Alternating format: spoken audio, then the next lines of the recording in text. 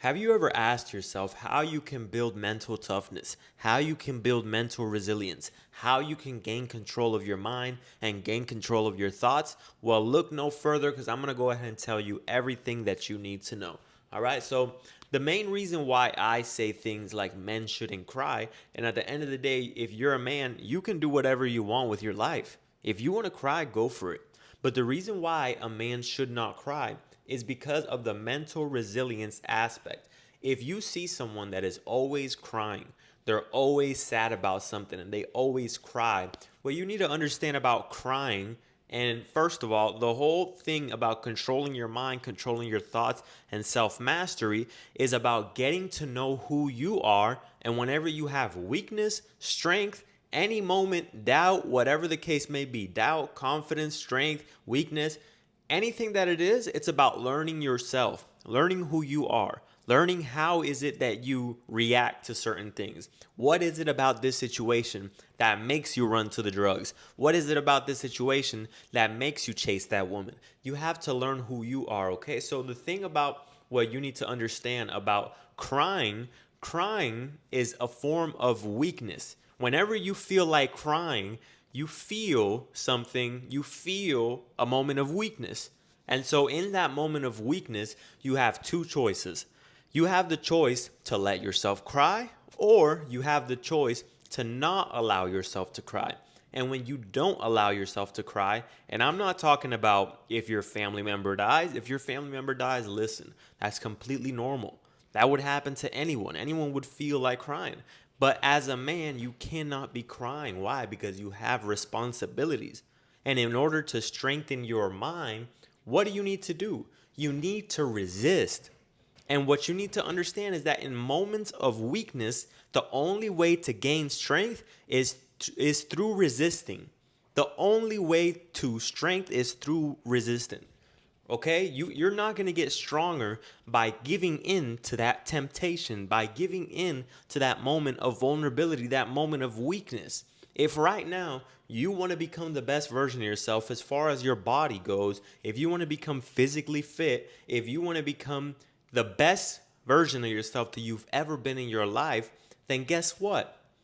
If you give in to those moments of weakness, you will not become stronger. You will not become a stronger version of yourself. You will not become someone who has control of their mind. Why? Because the same thing goes for everything in life. When it comes to fitness and getting in shape, the moments of weakness are the moments that get most people, which is the cravings. When you crave a snack, when you crave a pizza, when you crave a burger, when you crave whatever the case may be, if you give into that, understand that and correlate this with the crying.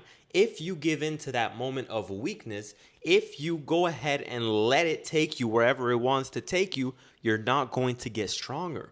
Do you want to know how you're going to get stronger? If you feel like you're craving something, if you feel like you want to cheat on your diet, but instead you say, no, I'm not going to allow myself to do that. I might be feeling it right now. It might be the emotion that's in my body and in my mind, but I'm not going to allow myself to go ahead and do that. And people might say, "Well, you're just repressing all that and one day it's going to come out." It's actually quite the opposite. You want to know why? Because when you resist for long enough, you don't become weaker and suddenly you just outburst, you actually become stronger. Meaning, when you go through shit in life and you've controlled your emotions for so long, you've strengthened your mind to handle more weight. So, as your life progresses, you get more weight on yourself, more weight on your back, more weight. But every time you're getting stronger. Whenever you feel like crying as a man, understand this. Think about, visualize this, right? You're a man, and for some of you, you might be old enough to actually experience this. But for the young guys, listen to this, okay? I know some of you guys don't have the maturity to go ahead and understand this, but just try to put yourself in this scenario, right? You are a grown man, okay? And you have a family to feed. You have a son to feed. You have a daughter to feed. You have people you have to take care of. And what do? Instead of doing what you know you need to do, you succumb to your feelings and you say, you know what, I just want to be lazy. You know what, I'm just going to make excuses. You know what, I'm just going to take it easy. And at the end of the day, you can't pay everything that you need to pay for. Now, what are you going to tell your family? What are you going to tell your family when it's time for them to eat and they're starving and they cannot eat? Listen, daddy was out there and I was just crying. I just felt like crying. So unfortunately, I can't feed you guys. You guys can't wear the clothes that you want to wear. You guys can't have the trips that you want to take. Why? Because I just can't. I can't. Is that going to be a symbol of strength or a symbol of weakness? Understand this. When you are going through a situation, let's use the scenario of someone's house burning down, right? Because you might tell other people, "Hey, listen, men should cry. Men should." What you need to understand is that in a moment of adversity, in a moment where life is getting tough, life is getting hard, pause, no diddy. When life is getting difficult, it's not it's not about running to weakness. You actually have to run towards strength. And that's the part that most people get confused is they run towards the weakness as opposed to running towards the strength. Going towards the strength every single day. Making sure you callous your mind, you become a stronger version of yourself. So that way, let's say the example that I just used, your house burns down, right? What do you do when your house burns down? Well, you have two options. One guy could sit there and cry about the situation. One thing, is crying going to help you? No, crying is not going to help you.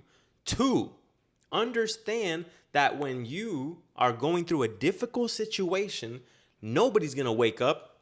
Nobody's going to say, you know what? I'm going to go help him out. I'm going to go do all the work that he needs to do for him. I'm going to go out there, I'm going to work, I'm going to bust my ass, and I'm going to go over there and I'm going to pay for everything that he needs to get his house back. No, the only person who's going to do that is you. You're the only person who's going to do that. So in a moment where you need yourself more than anyone else, do you need yourself to be strong or do you need yourself to be weak? You need yourself to be strong. So that means when you're going through something, it's not going to take one day to get over. So if you're taking this 1 second of weakness and you're succumbing to it, how the fuck are you going to get out of this situation?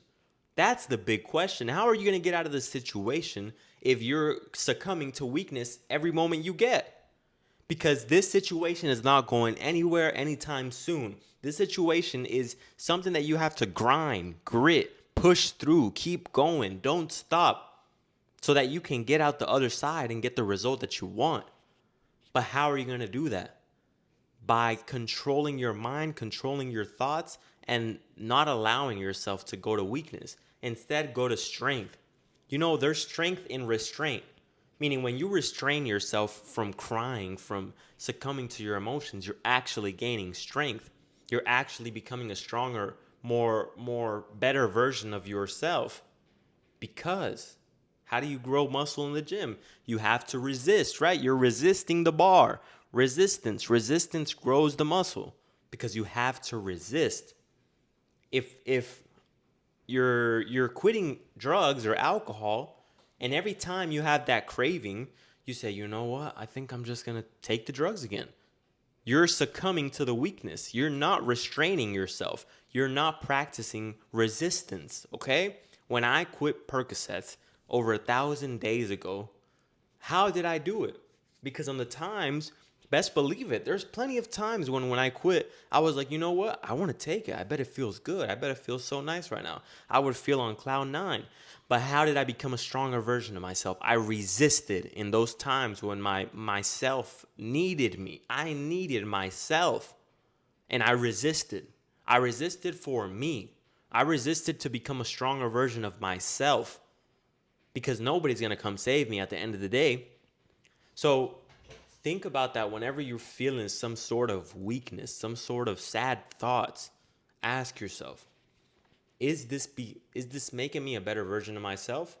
Or is this actually making me a lower version of myself? Because a lower version of you is always going to run towards the weakness. But the strong version of you, when you're going through adversity, when you're going through things, you seek the mental clarity through doing what is difficult, pushing your mind to an uncomfortable situation so that way you can find the answers and you can find growth. That's running towards strength. When you don't feel like working out, going and working out. That's going towards strength. Because weakness is not working out. When you want to cheat on your diet, weakness is cheating on your diet. That's the path of least resistance is what's going to make you weaker. The path of the most resistance is going to make you stronger. Why? Because you have to push. You have to push through. The path of no resistance, you simply just walk right by. No problem.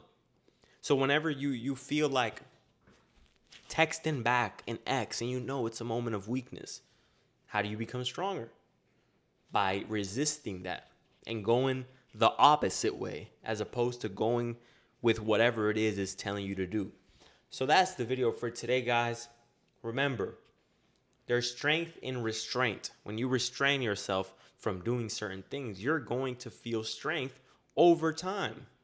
So restrain yourself when you feel that moment of weakness, and I promise you over a long period of time, you're going to feel a lot stronger, a lot more capable of dealing with the problems that you deal with. And if you deal with big problems, and you learn how to manage your emotions like that, then the small ones aren't going to be absolutely nothing to you. They're not going to be shit. All right? That's the video for today. Peace out.